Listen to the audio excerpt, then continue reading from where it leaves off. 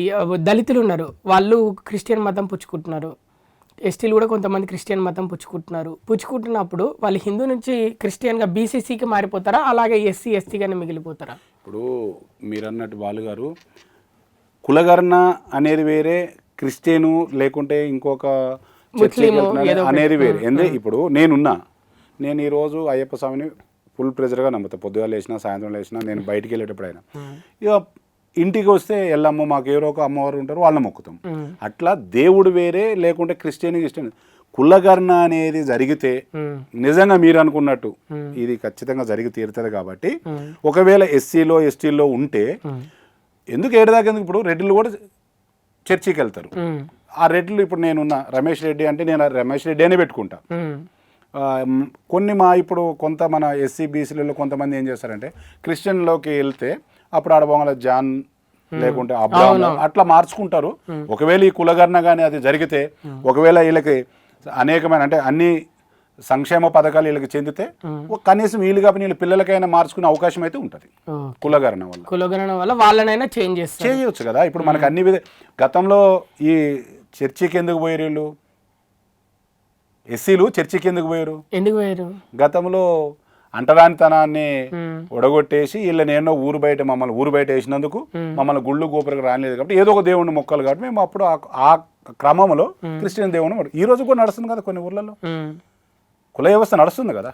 మరి అది పోతే ఇదంతా కూడా సక్రమంగా అంటే అణగారిన వర్గాలను తొక్కేశారు, అంటరాని వారిగా చూశారు, గుళ్ళలకు ఫంక్షన్లకు రానియలేదు కాబట్టి వాళ్ళు ప్రత్యామ్నాయంగా ఆ మతాన్ని అంతే తప్ప కులమైతే ఇదే కదా వాళ్ళది. అందుకే ఈ రోజు కులగరణ జరిగి వాళ్ళకి చెందాల్సిన అభివృద్ధి కార్యక్రమం అంటే పథకాలే గానీ లేకుంటే వాళ్ళకి రావాల్సిన ఉద్యోగాలు కాస్ట్ బేస్డ్ అయితే వస్తాయి కదా, కులపరంగా అయితే వస్తాయి కానీ మతం మాత్రం వేరు. వచ్చినప్పుడు ఇప్పుడు నేను అబ్రాహ్మ అని పేరు పెట్టుకుని నాకు తెలియక అది పోయినాము.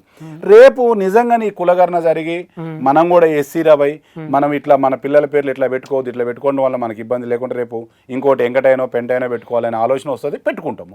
అట్లా కొంచెం తగ్గే అవకాశం కంపల్సరీ ఉంటుంది కదా.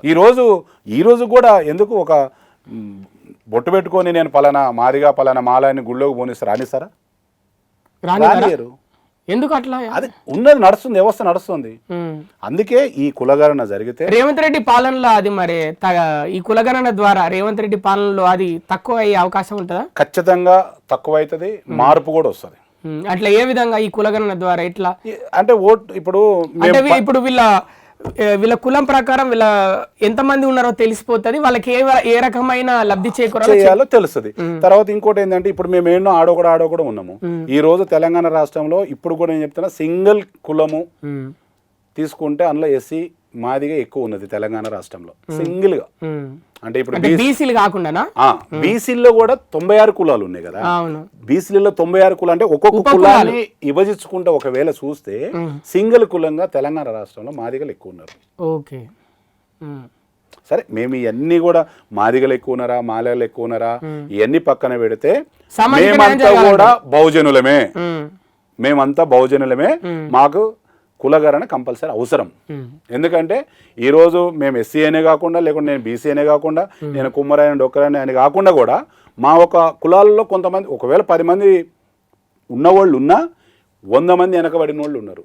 ఈ 100 మంది బాగుండాలి అంటే కులగరణ జరగాలి.